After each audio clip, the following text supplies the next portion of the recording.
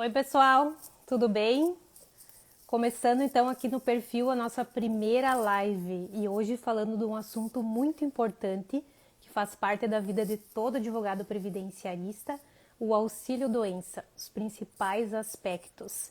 E eu vou dividir a sala hoje com uma pessoa muito especial, que é a doutora Karine Passos, ela que também é advogada previdenciarista, é coordenadora estadual do Instituto Brasileiro de Direito Previdenciário da Paraíba, IBDP, e vai estar dividindo a sala aqui falando comigo. Deixa eu adicionar a Karine aqui.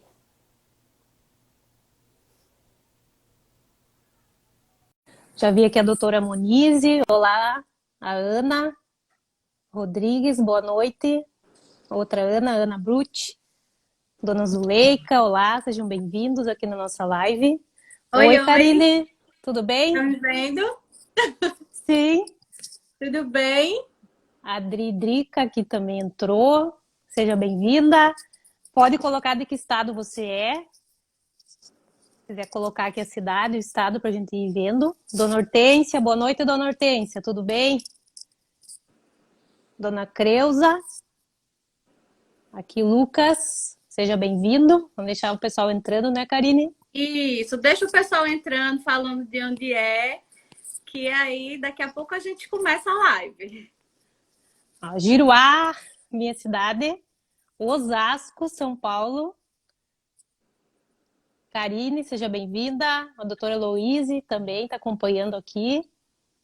Eu já estou com o meu chimarrão pronto. Já tem um pessoal aqui da Paraíba, o Creuzinha, um beijo, Ah, Creuzinha.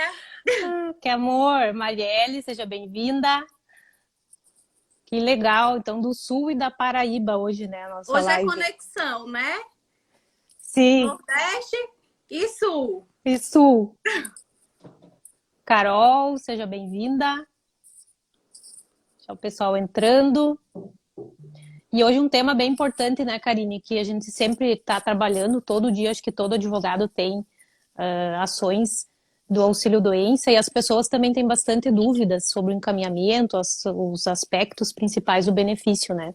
Isso mesmo. Nívia, que é coordenadora daqui também do IBDP da Paraíba, acabou de Ah, seja entrar. Um bem-vinda. beijo. O que mais? Dona Creuza mandou uma florzinha. Vamos esperar uns minutinhos para o pessoal entrar. Dani também entrou, seja bem-vinda.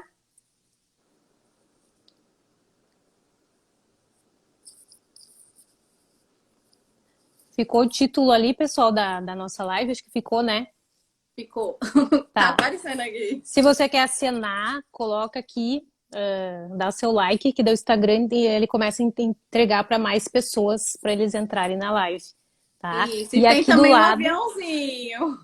eu tô vendo aqui acenar também. E aqui tem a caixinha de perguntas, pessoal. Se ficar alguma dúvida no decorrer da live, manda nessa caixinha do ladinho nos comentários. Tem um pontinho de interrogação. Ali você pode mandar pergunta que no final a gente vai abrir e responder cada uma delas. Se mandar aqui nos comentários, às vezes a gente pode perder as perguntas porque vai subindo, né? Então manda na caixinha que tem bem do ladinho dos comentários. E a gente vai tentar, né, Karine, deixar salva a live para quem quiser assistir depois ou não poder assistir agora ao vivo. Vou tentar Isso. deixar salva, já que é a primeira live aqui do perfil, mas vai dar certo. Até minha mãe já Josi, entrou aqui, viu? eu vi aqui também a Dá amiga um Josi. beijo para minha mãe. Qual que é a tua mãe? Vamos ver. Eliane aqui, A ó. Eliane. Letícia, seja bem-vinda. Divas da Previdência, obrigada. Beijo, Letícia. Que legal. Já estamos aqui com 18 pessoas. E aí, vamos começar? Deu uns 2 Bora lá, né? Que o, minutinhos. que o povo quer saber O sobre o povo quer saber de auxílio-doença, né? auxílio-doença. Não quer ver a gente conversando. E advogado, quando começa a conversar, tem que ter cuidado, né? Senão a gente vai até às 10 da noite A gente vai até meia-noite aqui, se o Instagram deixar. conversando. A Nívia aqui. Gente, a fila do auxílio-doença só faz crescer. Verdade. Eu tenho bastante auxílios-doenças, não sei, a Karine também deve ter bastante. Travou para mim. Voltou. Tem bastante auxílio-doença e o INSS está complicando a nossa vida e dos segurados, né? A gente vai falar sobre isso. Aqui, se travar, o pessoal avisa. Aqui, para mim, tá normal, assim, o sinal da internet. Isso. Mas a Se gente travar, sabe, coloca aqui nos comentários. aqui a doutora Jus, advogadas, entrou também. Kelly, seja bem-vinda. Porque acontece, né? Quando a gente vai fazer uma live, a internet começa a trancar. É sempre assim. Se não precisa, É, ela não tranca. Mas precisou da internet, trancou. Né? verdade. Tá Mas tudo vamos normal? começar? Vamos sim. Vamos começar falando dos requisitos, então, Karine, para receber o benefício, o que, que a lei prevê para poder encaminhar, né, esse auxílio-doença. Quer falar um Isso. pouquinho para nós? Vamos começar pelo básico, né? O que é o auxílio-doença? O auxílio-doença nada mais é do que um benefício previdenciário e é pago pelo INSS aquele segurado que tem alguma doença que o incapacite para o exercício da sua profissão habitual. Então, o que a gente pode extrair disso? Que somente aquele que é segurado do INSS vai ter direito ao auxílio-doença. Eu tendo a pensar assim, que auxílio-doença é como se fosse um plano de saúde, né? A gente contrata o plano de saúde e tem que pagar determinados meses para só depois poder agendar uma consulta médica. Não é assim que funciona um plano de saúde? É bem assim, e se não pagar, não pode usar, né? Justamente. O auxílio-doença é bem parecido. O auxílio-doença, para o segurado ter direito a fazer uma solicitação e receber um auxílio-doença, ele tem que contribuir inicialmente por 12 meses. Assim que ele ingressa no regime previdenciário no INSS, ele tem que pagar por 12 meses, para depois poder solicitar o benefício de auxílio-doença. Mas, às vezes, o que acontece? Algum segurado, empregado, carteira assinada, ele é demitido e fica um bom tempo sem pagar o INSS. E depois retorna, arranja um novo emprego, ou então começa a contribuir como contribuinte individual, ou então facultativo. E ele volta a contribuir e adoece. Então, quando ele para de contribuir e depois de um período ele volta, ele não precisa pagar as 12 contribuições, né? Ele tem que pagar somente 6. E aí pode fazer a solicitação do auxílio-doença. E quando fica Mas muito tempo, né, Karine, sem pagar, estava pagando, ficou desempregado muito tempo, a gente vai falar também desse período que pode, quanto tempo pode ficar sem pagar, voltou a trabalhar, não precisa contribuir 12 de novo, né? Pode ser metade. E ainda há alguns casos que não tem que pagar todas essas contribuições, né? E quais são esses casos? O primeiro é em caso de algum acidente. Por exemplo, o segurado começou a trabalhar de carteira assinada mês passado, vamos supor. E ele foi atravessar a rua para ir na padaria hoje e foi atropelado. Então foi um acidente, né? Algo que ele nem imaginava que ia Não estava acontecer. esperando, né? Justamente. Então, nesses casos, o INSS ele dispensa esse pagamento de 12 contribuições ou então de 6. O segurado só precisa comprovar a qualidade dele de segurado, ou seja, que ele é um contribuinte, né, no INSS, ou então que ele mantém a qualidade, mesmo que desempregado, mantém ainda a qualidade de segurado. Esse é um dos casos que se isenta o pagamento da carência. Mas temos outro também, que é o caso das doenças, né? Temos um rol de doenças que isentam esse pagamento da carência. Inclusive, você falou hoje de algumas, né? Eu coloquei hoje no feed, são 15, eu coloquei todas que prevê lá o artigo 151 da lei, todas as doenças que prevêem essa isenção de carência. Então é uma lista lá taxativa que diz e não se pode incluir outras doenças, são aquelas que eu publiquei hoje lá no feed, se alguém quiser ver depois, tá no meu feed essa relação dessas doenças que isentam de carência também. Isso. As mais famosas, né, que isentam a carência é a alienação mental, cegueira, a HIV, que também isenta, O mal de Parkinson, né? A doença de Sim. Parkinson, esclerose múltipla, entre outras, né? São 15. Estamos falando aqui só algumas. O câncer também?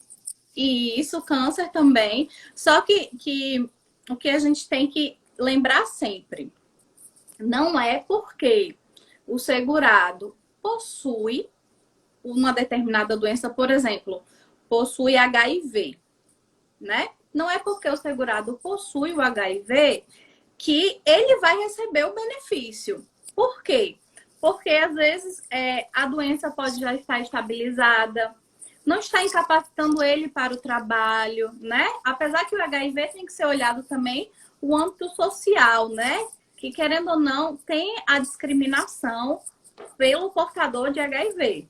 Mas, por exemplo, cegueira pode ser de um olho, ou então tá no início. Então, tudo isso tem que ser analisado na hora do requerimento do auxílio doença. Eu acho E que chega muito para tu. Doutora, doença tal, dá direito ao auxílio doença. tem bastante. Daí, depressão dá direito, tô com um problema de lúpus ou problema na coluna, dá direito. Não tem uma doença em si que dá direito ao benefício. Tem que comprovar a incapacidade. Não é a doença, né? É o impedimento para o trabalho habitual.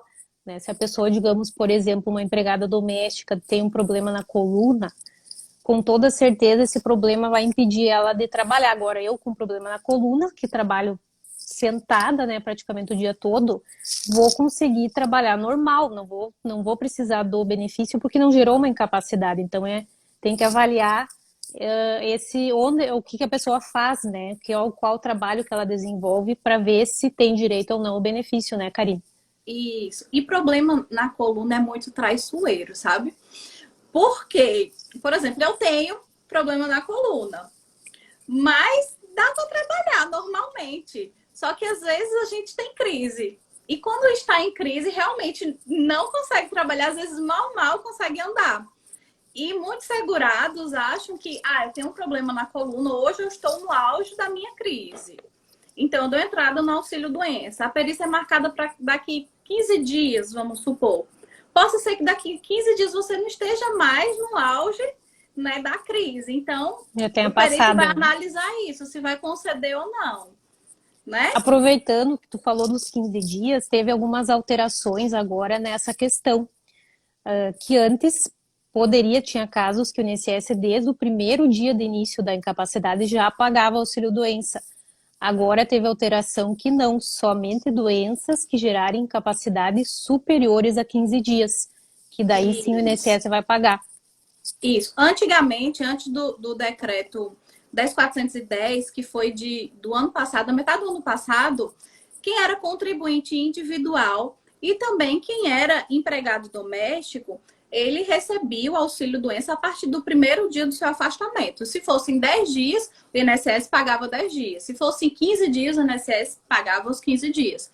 Só que com esse decreto que veio no ano passado, mudou completamente. Então, basicamente, para todos os segurados agora, tem que ser uma incapacidade ou então uma limitação que seja grave, né, a ponto de te afastar do teu trabalho, que tem que ser superior a 15 dias para você poder receber o auxílio doença. Se for inferior a esse período, não vai ser concedido. E tem a questão do quem trabalha de carteira assinada, que deu os 15 primeiros dias é o empregador que paga diretamente para o empregado. E depois, se a incapacidade permanece, ele encaminha então para a perícia do INSS. Então, o empregado ainda vai receber do empregador, quando tiver a carteira, né, Karine? E esse ponto que você tocou de quem tem carteira assinada é muito delicado. Porque, às vezes, a incapacidade, né, o atestado que o segurado, né, o empregado apresenta, ele é de 16, 17, 20 dias. Então, a empresa encaminha ele para o INSS. Só que chega no INSS, o INSS fala assim, não, ele tá bonzinho, não precisa se afastar. Volta para a empresa. Quando chega lá na empresa para passar pelo médico do trabalho, ele fala, não, Tá ele está doente. incapacitado, Incapaz. não volta. E aí, o que acontece? Acontece bastante essa situação, né, Karine? Que Isso. daí o empregado fica sem saber, porque o INSS diz que ele pode voltar, o médico Uhum, da empresa diz que ele não pode, e a empresa não quer receber. E como é que isso. ele faz daí se tá sem receber benefício? Isso. Ele pode muito bem entrar com uma ação, né, judicial para saber se ele está ou não incapacitado. Ele vai passar por um perito da justiça para tentar resolver esse vai para lá e vai para cá do segurado, né? Porque enquanto o segurado fica afastado, ele está sendo prejudicado, querendo ou não, né?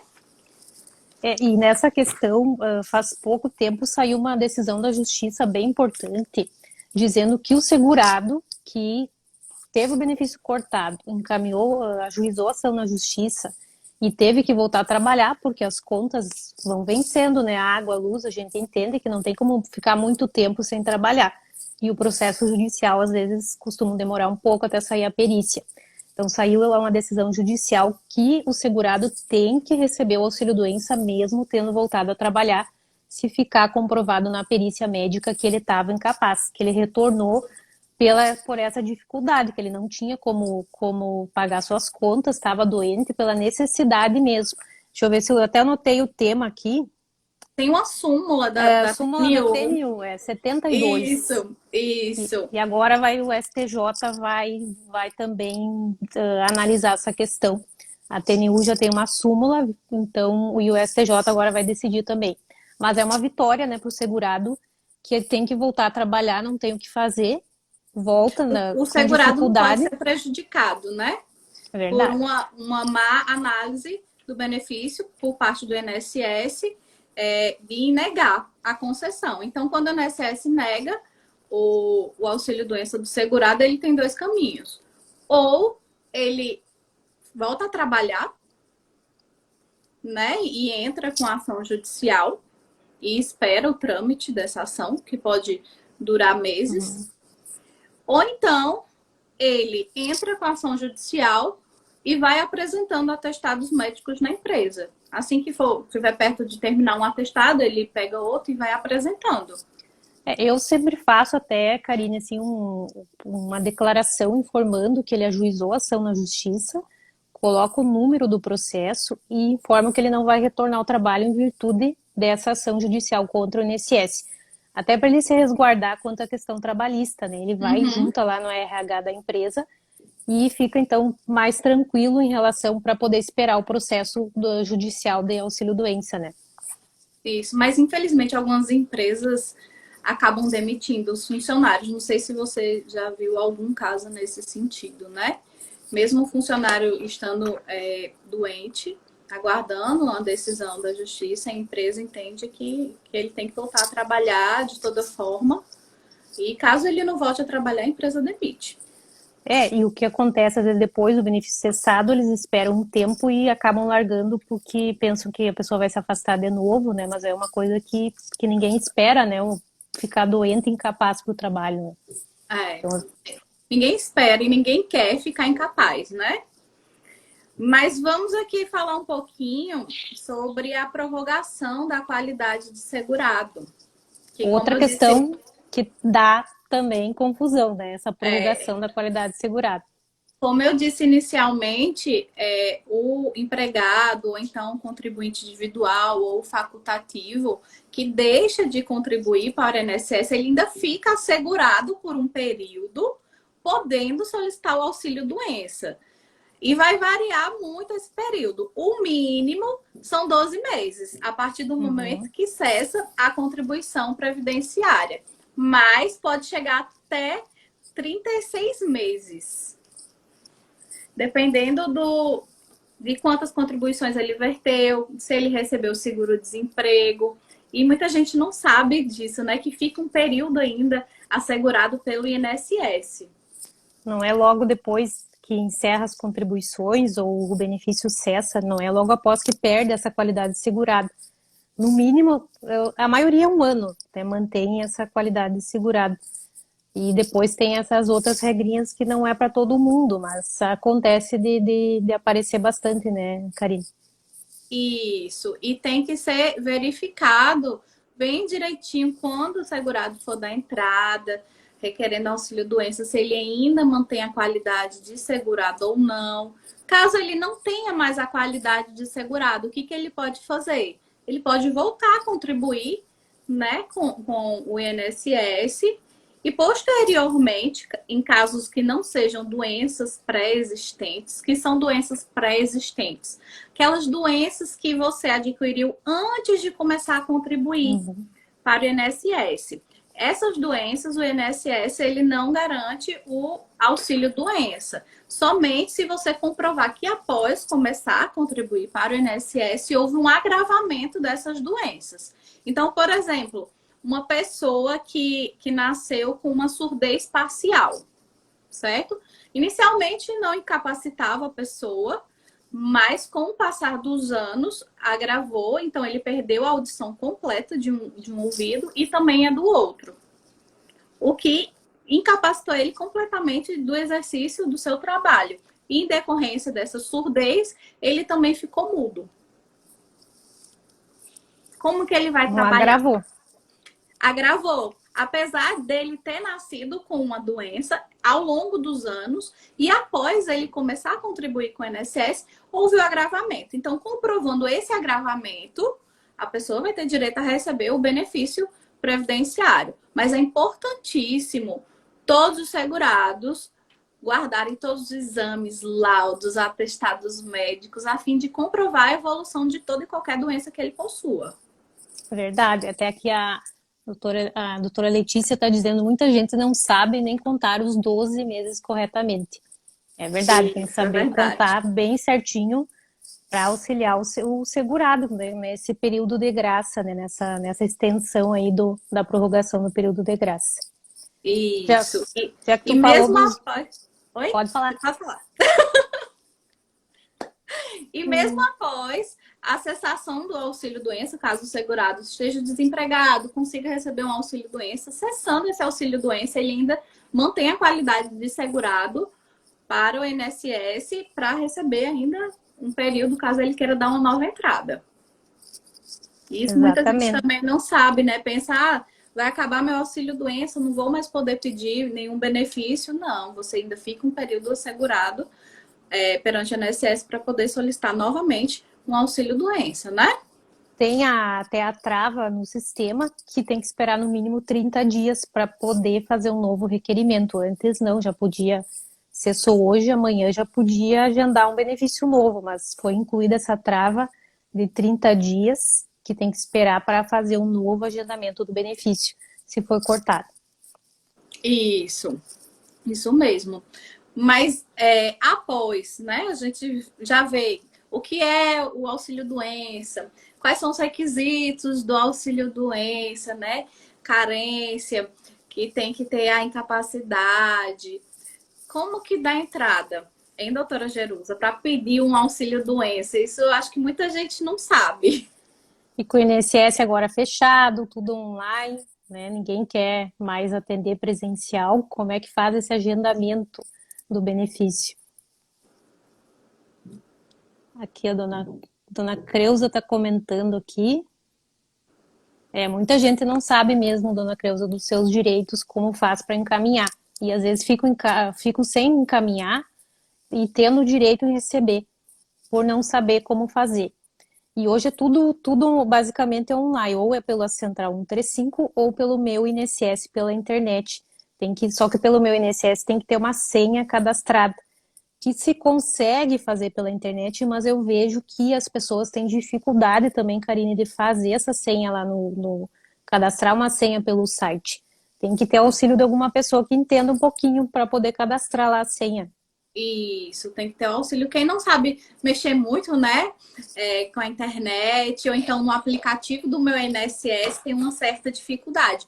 Mas, Jerusa, no próprio meu INSS, quem não consegue, né, fazer uma senha, lá embaixo tem um campinho, agendar perícia. E consegue agendar. É um pouquinho mais complicado? É. Mas consegue agendar por ali também. Porque daí ele E, vai ter que infelizmente, colocar. todos os dados, as informações, né? Impede um E monte. isso aí demora um pouquinho mais para agendar a perícia. Mas nem todas as APS estão realizando também a perícia presencial, né? O ano passado a gente teve Uhum. antecipação do auxílio-doença, que bastava o segurado juntar um atestado e o INSS concedia, né, no valor de um salário mínimo no período de 30 dias. Só que esse ano não tem mais isso. Então, esse ano tem que agendar a perícia e tem que aguardar a data disponível na APS próxima da residência do segurado. É, aqui na região, nas cidades vizinhas, tem saído a perícia presencial. Tem demorado de 30 dias e algumas cidades até mais 90 dias para ter data de perícia. Não sei se eles têm marcado presencial aí também na Paraíba. Não, aqui tem marcado presencial. O Presencial. mês passado estava bem rápido. Tem, cortou. Não, aqui tá normal. Para mim tu tá cortando. Mas eu vou falando. Aqui Tá. na Paraíba tem marcado e até com agilidade. Algumas APS com 2 dias já estão marcando a perícia aqui. Então tá Tá rápida bom. para marcar, né? Mas para Tá. sair o resultado, tá dando uma dor de cabeça, acho que não só aqui, mas aí também, né? Tudo aqui também. Eu não sei se alguém que está assistindo, se tentou agendar a perícia, se tá a data perto ou tá longe. Alguém que está assistindo quer colocar aqui se conseguiu agendar uma data mais próxima. O resultado tem demorado, eles dizem que vai sair até as 21 horas do mesmo dia e não tem saído. Não, olha lá, outro dia não tem. Tem que ligar daí no 135, também não tem o resultado. Como é que faz daí? Pois é, o perito vira e fala pro segurado, né, no final da perícia, não, 9 horas da noite vai sair seu resultado. Aí o cliente ou então o segurado chega 9 horas da noite e vê e não tem resultado. Não tem nada. Aí ele vai no outro dia, não tem resultado. Uma semana, 15 dias, um Nada. mês, nada. Eu falo, meu Deus do céu, o que será? Perderam Será minha que perícia. o meu atestado tá vencendo? Eu vou ter que voltar para a empresa porque não tem resultado, né, do INSS. O que ele faz? Tem duas opções, né? A primeira é fazer o acerto pós-perícia, que pode ser feito no 135, Uhum.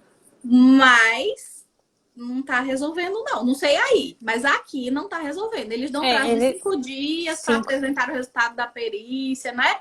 Mas não tá apresentando, não.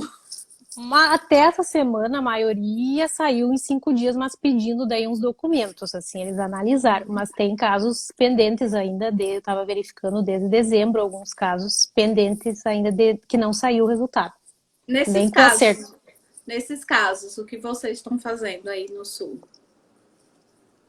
Se tem demorado bastante para sair, a gente até porque o sistema não permite agendar um novo pedido até sair aquele resultado. Tenho tentado até ligar pedindo a análise, mas também não tem surtido resultado. Aqui a gente tá fazendo uma reclamação na ouvidoria. A gente começou a fazer há pouco tempo. Estamos esperando o resultado, confiante de que vai sair rápido, Vai né? sair.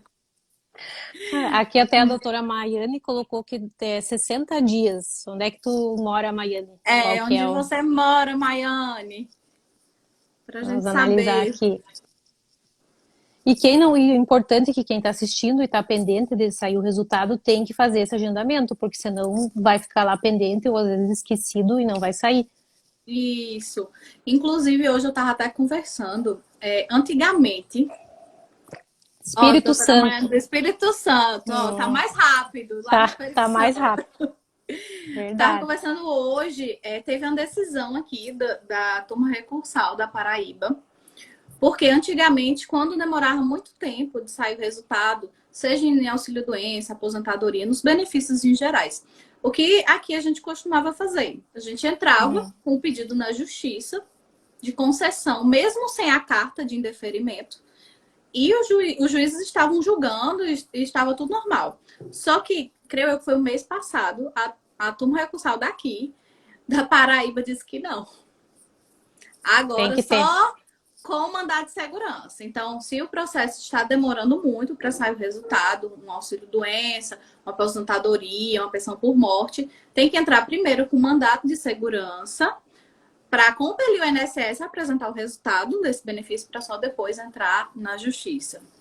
Se for negado, depois só entrada judicial, né?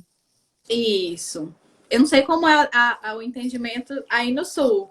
É aqui também. E se eles até têm um entendimento bem restritivo, se a pessoa não fez a prorrogação ou perdeu a data por alguma eventualidade, eles também não têm aceitado, eles querem uma carta de indeferimento.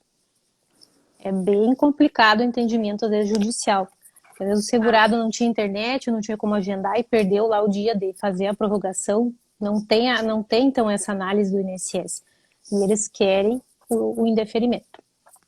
Que acaba prejudicando, né, o segurado que não sabia, né, que tinha O que fazer ideal o já é pedido de agendar um prorrogação. benefício novo para Isso, poder ter, né, pelo menos para discutir depois, se caso não consiga reverter, né, para a data de cessação do benefício.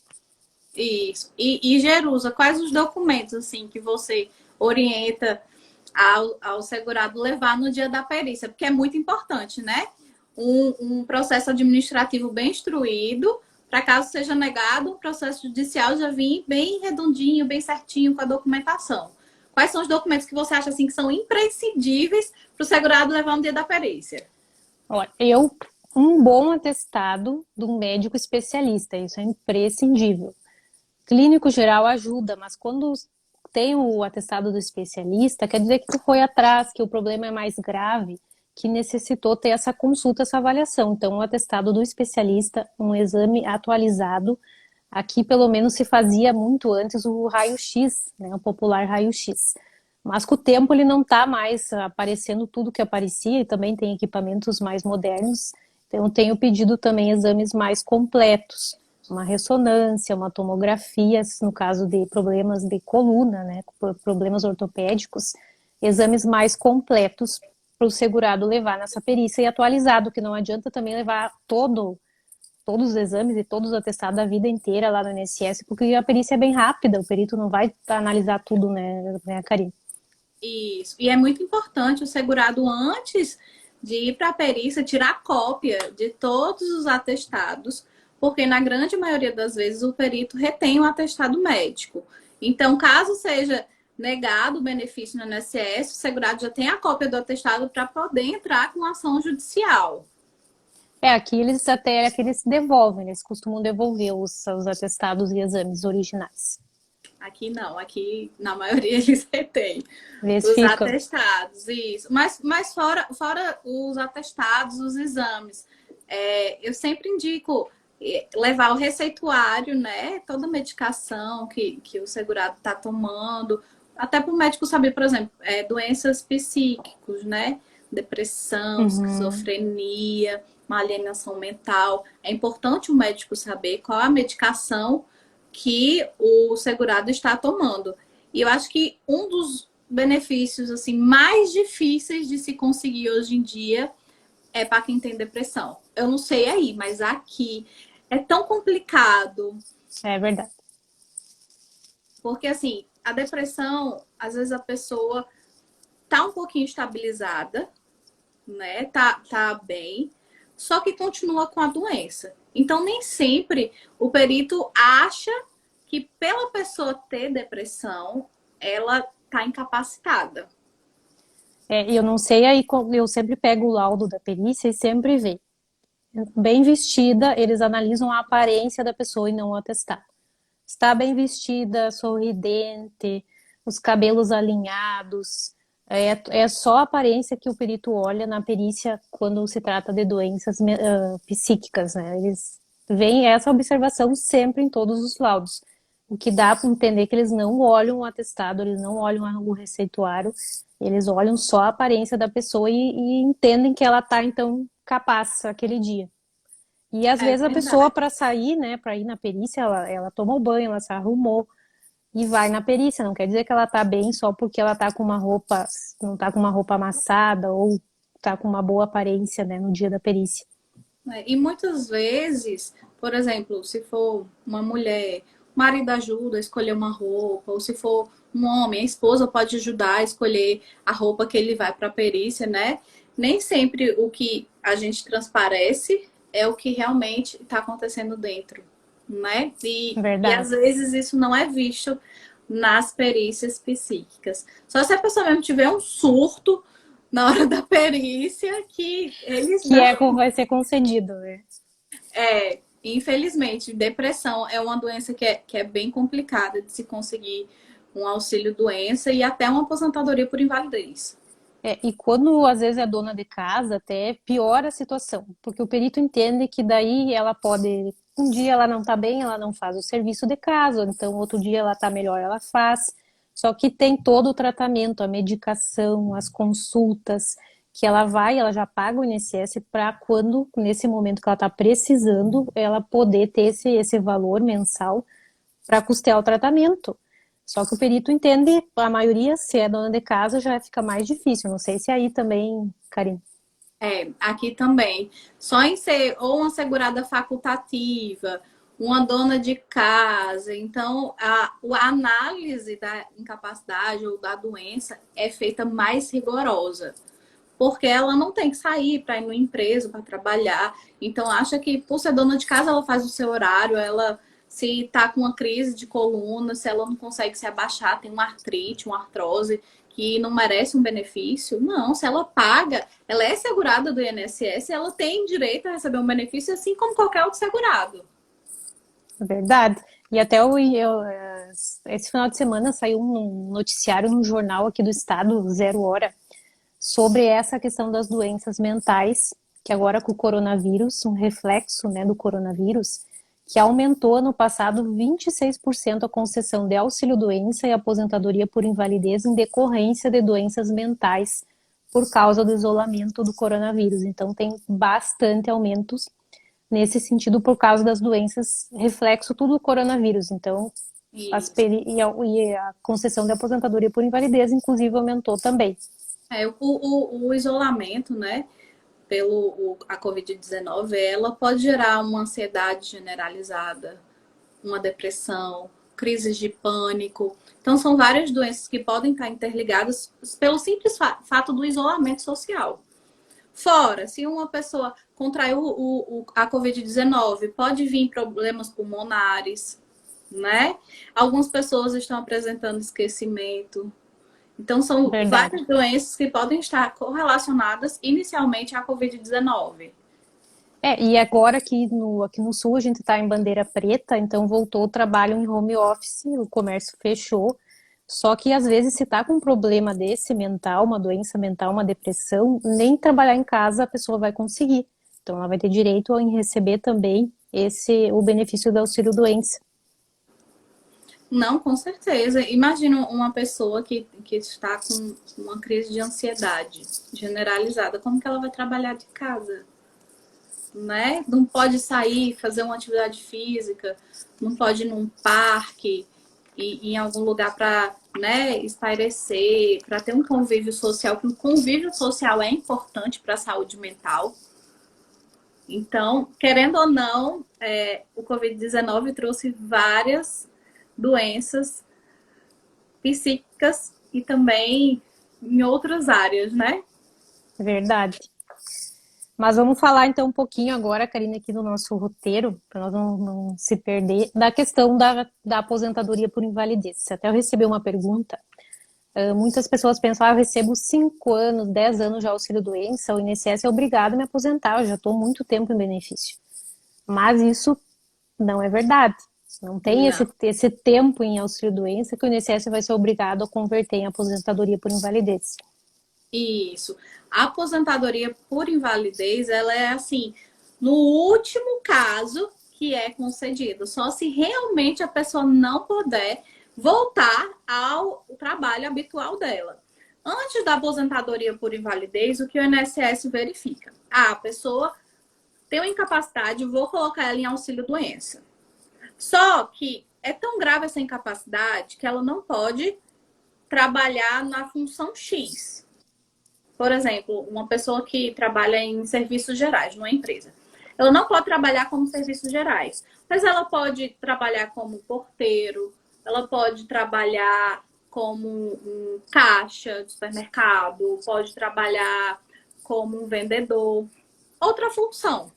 Então, o que o INSS faz? Primeiro, ele tenta reabilitar esse segurado. O que é a reabilitação profissional? Nada mais é do que tentar reinserir aquele segurado que tem uma doença no mercado de trabalho, com uma atividade compatível com a limitação ou com a incapacidade dele. Somente no caso do segurado não conseguir ser reabilitado, seja porque ele já tem uma idade muito avançada, ele tem 59 anos, 60, 63, homem, né? Uhum. Aí o INSS vai ver também, fora essa questão da idade, qual o grau de escolaridade dessa pessoa? Se ele é um analfabeto, se ele tem o ensino fundamental completo, se não tem ensino médio superior, e também qual a cidade que essa pessoa reside. Porque não adianta nada uma pessoa ser direcionada para reabilitação profissional, ela mora numa cidadezinha de 2 mil habitantes e não tem nenhuma profissão que ela possa ser reabilitada. Por exemplo, sempre foi um trabalhador rural. O que ele vai fazer? Não tem como. Então, em último caso, o INSS pode sim conceder a aposentadoria por invalidez. Ou até, em uma ação judicial, o juiz pode conceder a aposentadoria por invalidez para o segurado. Mas não quer dizer que toda e qualquer doença vai dar direito à aposentadoria por invalidez. Ou porque a pessoa recebe um auxílio-doença por 5, 10, 20 anos, que ela vai ter direito a uma aposentadoria por invalidez. E a questão desse tempo, né, confunde bastante. A pessoa pensa que nunca mais vai ser chamada para revisão e acontece de ser chamada e às vezes até o benefício ser cessado.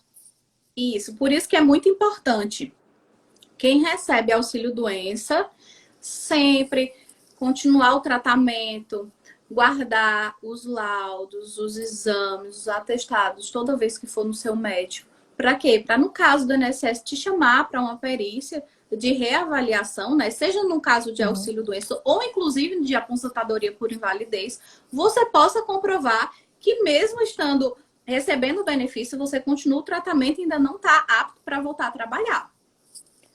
Isso é interessante, porque às vezes as pessoas começam a receber e o INSS concedeu um prazo maior e ela nunca mais aparece no médico. Não pega uma receita, não faz um exame e é chamada para revisão.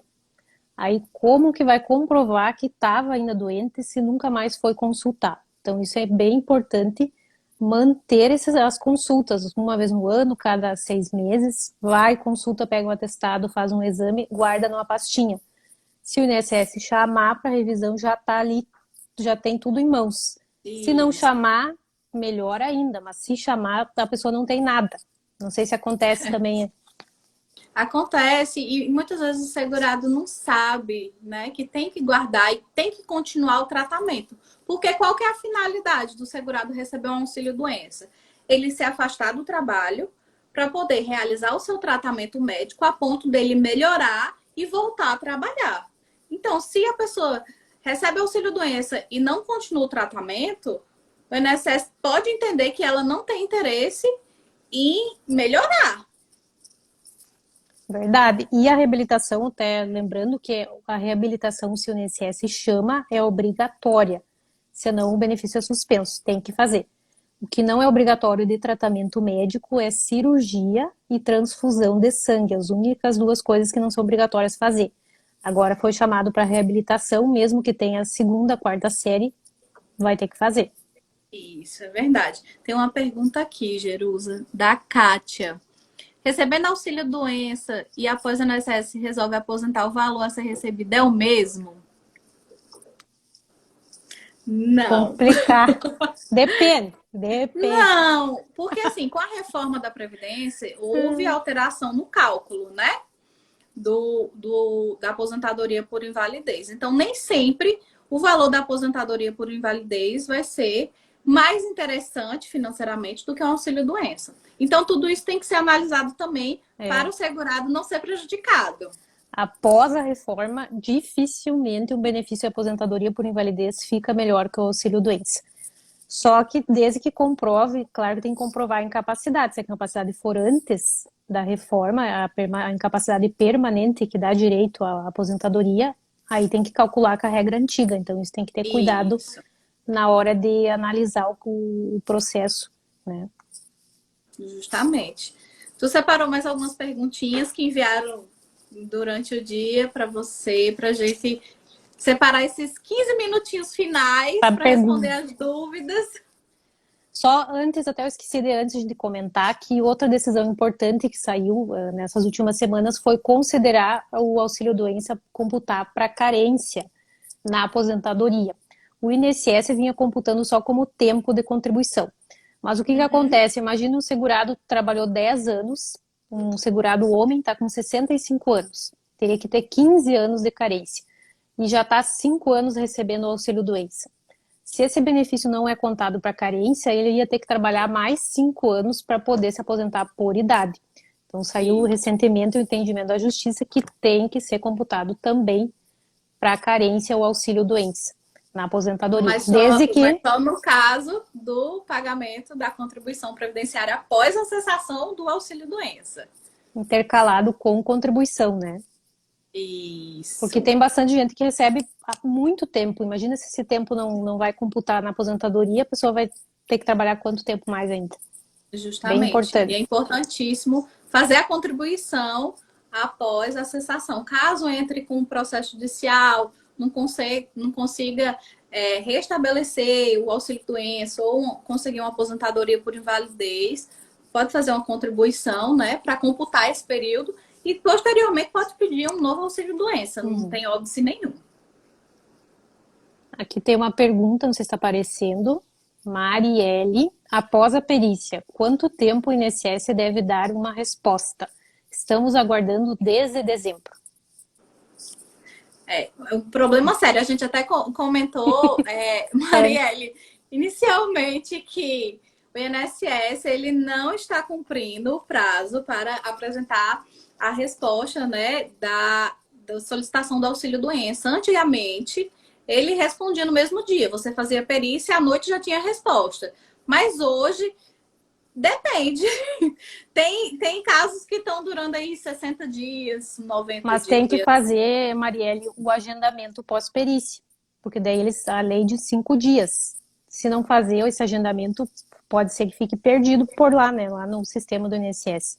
Isso. E se for feito também, né, o acerto pós-perícia e não for demonstrado o resultado em 5 dias, pode fazer uma denúncia na ouvidoria do INSS para que seja analisado mais rapidamente o teu benefício.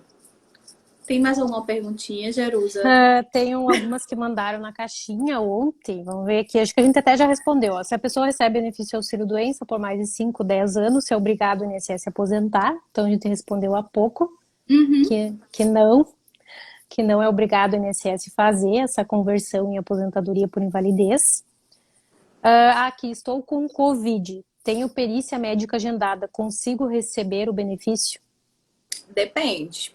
Depende de quantos dias foi o seu atestado, primeiro, né? Porque quem tá com Covid, geralmente os médicos estão dando 14 dias de afastamento. Então, como a gente disse, teve uma modificação na lei o ano passado, então a partir de 15 dias de afastamento que pode ser concedido o auxílio-doença. E também vai depender, né, de como que tá a doença, se ela gerou alguma incapacidade ou alguma doença a mais, um problema pulmonar ou perda de memória, entre outros. Sequelas, né? Isso. Pós-Covid. Isso é importante. Às vezes estava com Covid, agora na perícia não vai estar mais, mas analisa a sequela. Se ficou alguma sequela aqui, vai impedir de continuar trabalhando. Já pede o atestado, inclui essa sequela no atestado para poder levar junto na perícia. Minha mãe tem depressão, não consegue trabalhar, consegue receber auxílio-doença. Também comentamos na questão da doença.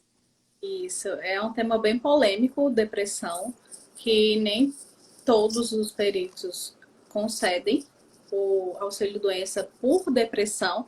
Vai depender muito do estágio que esteja a depressão. Se for uma depressão leve, então eles geralmente não tendem a indicar o afastamento laboral. Mas isso aí só analisando, né, caso a caso, qual que é o estágio que realmente está a depressão. E tem que ser analisado também a questão da carência e a qualidade de segurado antes de fazer o pedido lá no INSS. Então tem que ter esse cuidado, não só avaliar a doença e a capacidade, mas lembrar de ver as contribuições também. Isso. Aqui também o pessoal mandou que recebia meio salário de auxílio-doença, se estava certo. Meio salário. Eu acho que é um auxílio É, acidente, né? é o Porque auxílio-acidente, provavelmente. provavelmente é um auxílio acidente, porque nenhum benefício do INSS pode ser abaixo do salário mínimo, com exceção do auxílio acidente. Então, acho que esse é um caso de auxílio acidente e não de um auxílio doença. Que o pessoal confunde bastante. Se é menos que o salário mínimo, é um auxílio-acidente, não é auxílio-doença.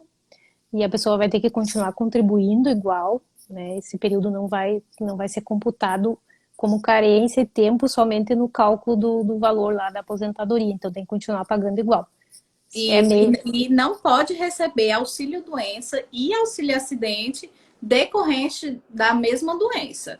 Isso o pessoal também tem que se atentar. Se for duas doenças diferentes, digamos, tem um problema no pé e o pé é auxílio-doença e a coluna, não, o pé é auxílio-acidente e a coluna é auxílio-doença, pode receber os dois. Isso, mas se forem os dois, as duas doenças iguais, auxílio acidente e auxílio doença não pode. Não pode. A E não uma coisa ser interessante. que comprove que a pessoa receba um auxílio acidente, certo? Só que teve um agravamento no auxílio acidente, na doença geradora do auxílio acidente, Uhum. e essa pessoa hoje está incapacitada pela doença geradora do auxílio acidente. Então, ela pode sim entrar com um pedido de auxílio doença para receber o salário mínimo inteiro, vamos supor que seja o Uhum. valor do benefício, e o auxílio acidente fica lá suspenso. Quando cessar o auxílio doença, pode ser reativado o auxílio acidente. Verdade. Não sei se alguém tem mais alguma pergunta. Acho que aqui dos comentários a gente respondeu todas, né, Karine? Isso.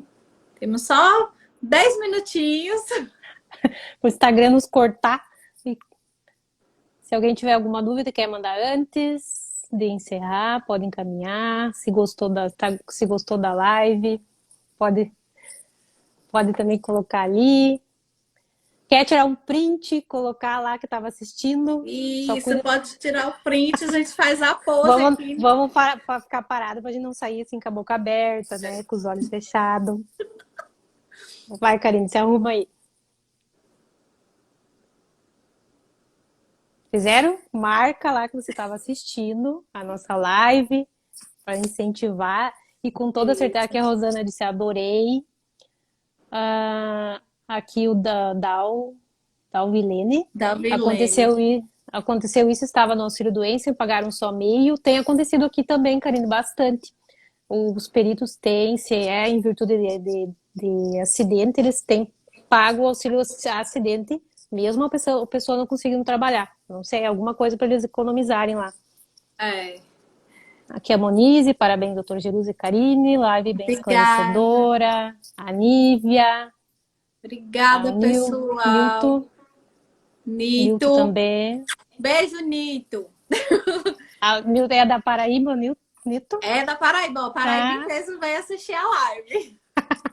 que legal. A Ana, aqui o Lucas, Dona Hortência. A Dona Hortência sempre prestigia os posts aqui no meu feed. A Danusa, obrigada, obrigada. Obrigada por cada um que assistiu, que estava aqui conosco, que participou. Aqui tem. Beijo, marido. Ó, o marido cobrando, viu, O Jerusa? marido. Beijo, Viu? amor. Tá ao vivo e não vai mandar beijo pro marido. Beijo, Lucas, também, então. A Paula, adorei. A Eliane, Minha excelente mãe. esclarecimento. Tua mamãe. O Marcel aqui também, obrigada. A Cristiane, a Kátia também. E quem Lucas, mandei quiser. agora.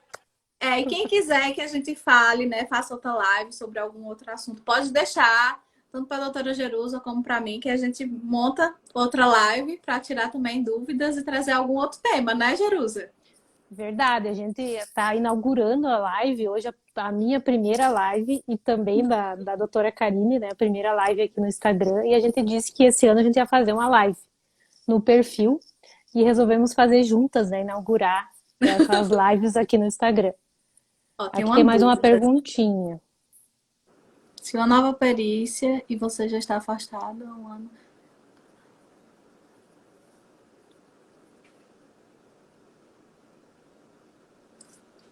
Essa é do regime próprio? Da Vilene, né? É. Rosana tá mandando. Se é uma nova perícia, você já está É. afastada há ano, tem que colocar a data do primeiro afastamento, porque o servidor público ele não fornece novo afastamento. O servidor público é um pouquinho diferente, porque cada regime próprio, não sei se é estadual ou municipal, tem as suas próprias regras. Então é Uhum. diferente do INSS. Mas eu acho que essa data do primeiro afastamento, eu tô supondo que é um atestado, né, da Vilene? Confirma aí, Dalvilene, se é isso. É, porque se for a data do atestado, você tem que colocar a data, né, nova que você foi ao médico. E é importante você guardar o primeiro atestado que você deu entrada na solicitação. Eu acho que era isso. É. Então, boa noite, bom finalzinho de terça-feira. Né? A gente, com certeza, foi um prazer estar aqui com vocês, trocando experiência, conversando. E obrigada, Karine, por aceitar o convite, né, Karine? Eu que agradeço. Muito obrigada pelo convite. Obrigada a todo mundo que ficou até agora com a gente na live. Espero que vocês tenham gostado. E quem sabe a gente faz outras também. Tá, vou deixar salvo agora, tentar salvar no IGTV. Quem quiser assistir, quiser encaminhar depois para outra pessoa, vou tentar fazer isso agora. Tá bom. Boa Obrigada, viu, noite. pessoal? Tchau, Um beijo. tchau. Tchau, tchau.